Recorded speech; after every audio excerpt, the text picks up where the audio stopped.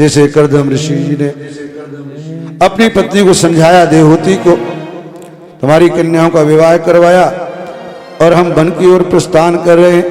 बड़ा पश्चाताप, समय चूक पुनि का पछताने। जैसे भी हम लोग आए ना वृंदावन, बाद में पछताएंगे जब जाएंगे दिल्ली, अरे ये कर लेते, ये कर लेते। जब तक यहाँ रह के ध्यान में नहीं आएगा, और जैसे वहां पहुंच जाएंगे, अरे ये भी करना चाहिए, ये भी करना चाहिए था।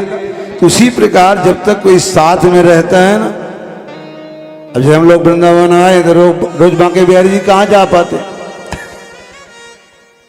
7 दिन में बड़े भाग्यशाली रोज दर्शन करके आएंगे।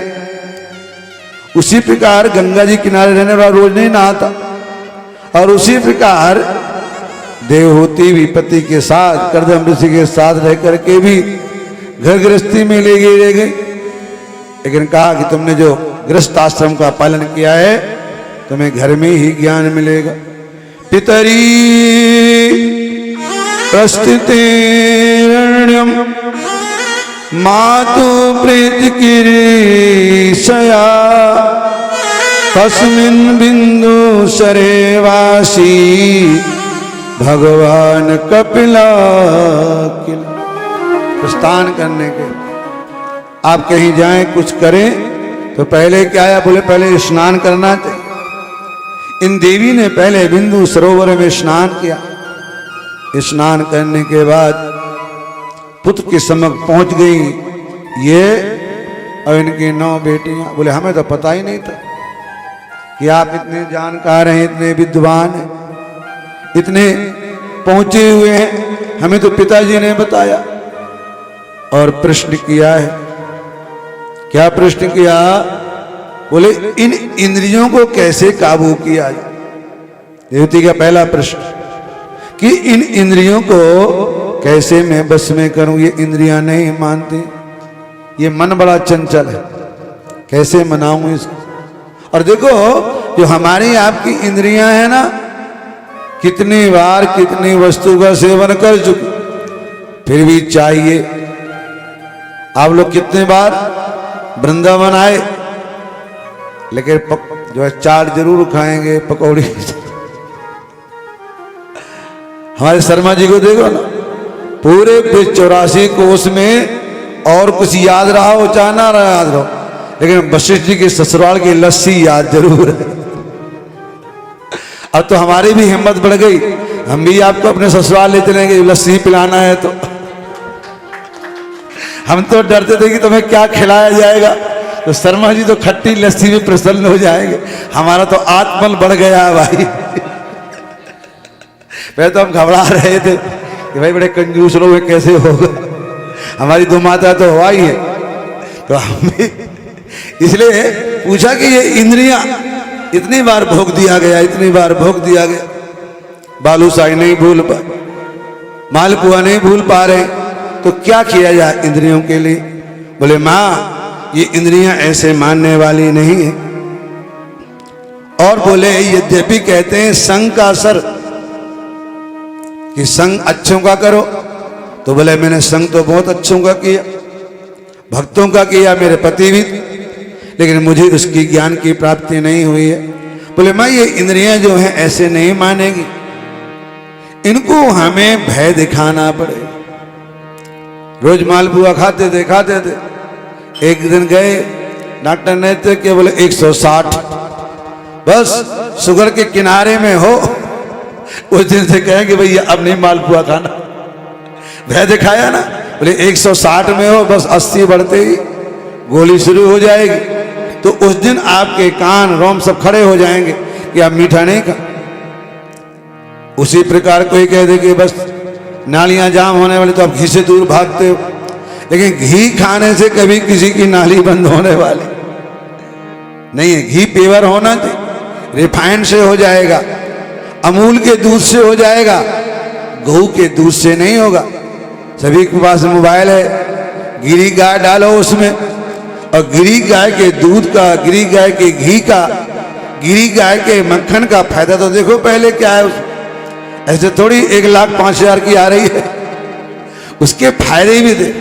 उसके गोबर की खुशबू देखो अलग ही है, उसकी चाल देखो।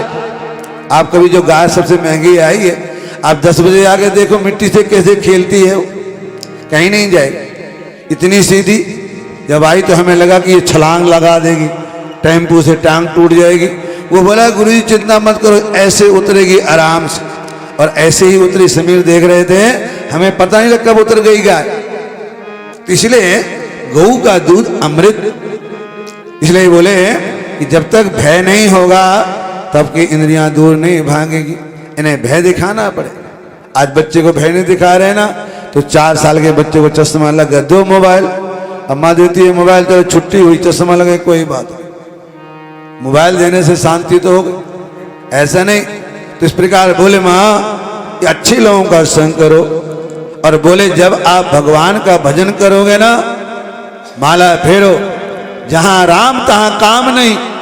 राम का श्रवण होते ही काम वासनाएं विकार सब दूर हो जाते। इसलिए बोले आप जो है इनकी चिंता ना करो, क्योंकि भगवान के भय से वायु काम करता है, भगवान के भय से सूर्य तपता है, और भगवान के भय से इंद्र वर्षा करते हैं। ऐसे भगवान के सामने हम जाएंगे तो ये काम वासनाएं इंद्रियां क्या करें। और देखो जब आप बिहारी जी के मंदिर में जाते हो तो हमारी इंद्रियां कहाँ होती, सबका जोर होता है दर्शन हो जाए एक बार, हाथों का जोर, पैरों का जोर, जितनी शक्ति पावर लगा देते हैं हम लोग, एक बार दर्शन हो जाए, झांकी तो मिल जाए। उसी प्रकार जब आप भगवान की शरण में बैठ जाते हो तो इंद्रियां काम विकार जिम हरि शरण न एकऊ बाधा, भगवान की शरण में है वो सारी बाधाएं दूर। उसके बाद बोला सांख्य योग का वर्णन, अताते संप्रयच्छामि तत्वानां लक्षणं पृथक् यद विदित्वा भूमिच्चेता पुरुषा प्रकृति गुण। सांख्य योग का वर्णन किया, वेदांत का अध्ययन करना चाहिए, ये करना चाहिए, और उसके बाद फिर समाधि आदि लगाना चाहिए। प्रकृति का, पुरुष का, विवेक मोक्ष का वर्णन किया गया, अष्टांग योग का वर्णन किया गया। लेकिन हमारी देवहूति मां प्रसन्न नहीं हो रही है। बोले भैया ये कोई हमारे काम की चीजें नहीं रह गई, ना हम समाधि में जा सकते, और हम लोग देखो समाधि लगा भी नहीं सकते। कलयुग के लोगों की समाधि नहीं लग सकती। हमारे गुरुजी कहते थे योग नहीं हो सकता, क्योंकि योग में आने से पहले इस शरीर की शुद्धि करनी पड़ती है। अब आप शुद्धि कहाँ से करें। बोले पहले अन्न छोड़ो, फिर जल छोड़ो, फिर फल छोड़ो, फिर दूध छोड़ो। तो बोले बीच में ही साधक बीमार हो जाए, क्योंकि गऊ का दूध भी शुद्ध नहीं रह गया, फल भी शुद्ध नहीं रह गए, सब्जियां भी शुद्ध नहीं रह गई, और जल भी शुद्ध नहीं रह गया। जो जल आप लोग घर में पीते हैं फिल्टर लगवा करके, बोले वो भी बीमारी के कारण बनता। एक बता रहा था इतनी मात्रा होना चाहिए, ऐसे होना चाहिए। और अभी भी कितने लोग दिल्ली में ऐसे हैं जो एमसीडी का ही पानी पीते। बोले ये पानी जो हम लगाते हैं फिल्टर वगैरह, ये भी बीमारी का ही कारण। हमारे शरीर में धीरे धीरे वो शक्ति घट जाती है। अब वृंदावन में आएंगे तो वृंदावन का पानी पीने की शक्ति थोड़ी है, फिर यहाँ ही बोतल का पानी पिया जाएगा, और नहीं पिएंगे तो बीमार पड़। इसलिए साधना कैसे हो, व्रत कैसे हो पाएगा। इसलिए उन्होंने कहा कि माँ सबसे बढ़िया है संतों का संग, संत समागम हरि कथा तुलसी दुर्लभ दो सुतदारा और लक्ष्मी पापी के भी।